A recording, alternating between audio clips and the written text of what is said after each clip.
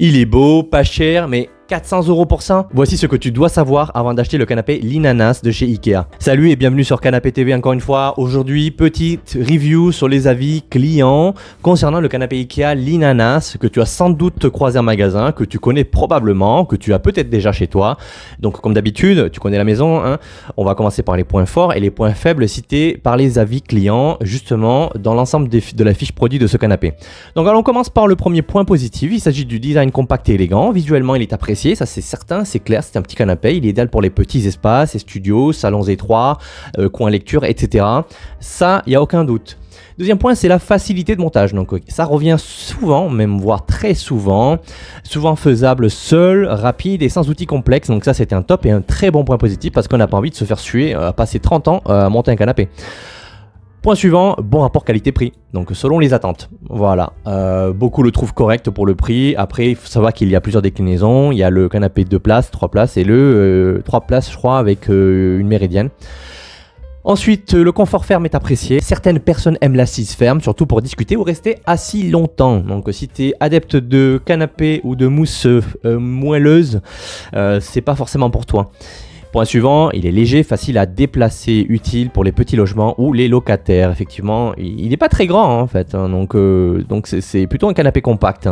Et dernier point positif, c'est les coussins fixes. L'assise qui ne glisse pas est un plus pour certains. Effectivement, c'est souvent concernant les autres canapés. Le problème, c'est que les coussins d'assise peuvent se retirer et ont tendance à glisser vers l'avant quand tu restes trop longtemps, que tu bouges en fait. Donc, pour pallier à ce problème-là, il y a des tissus antidérapants qui existent sur les sur les marchands en ligne ou les magasins spécialisés.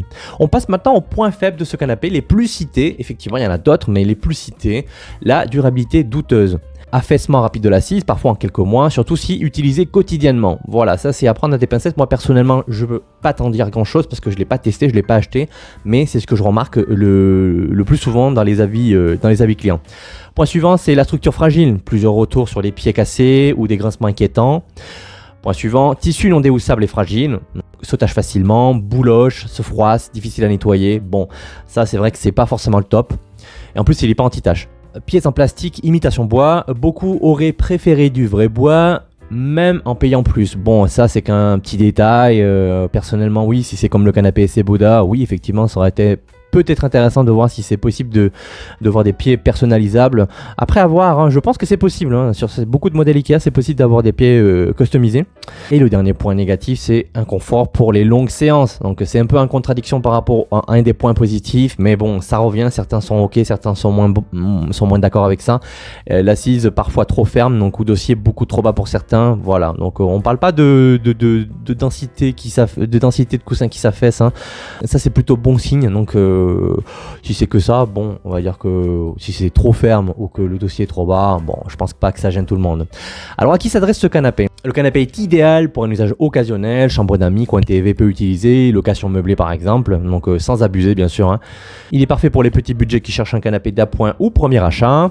Il convient aux petits espaces, ça on l'a vu, il est compact, léger, facile à bouger ou à démonter. Et le dernier point, c'est qu'il est moins recommandé pour un usage quotidien intensif ou les familles nombreuses. Bon, c'est clair que vu le gabarit, on est d'accord.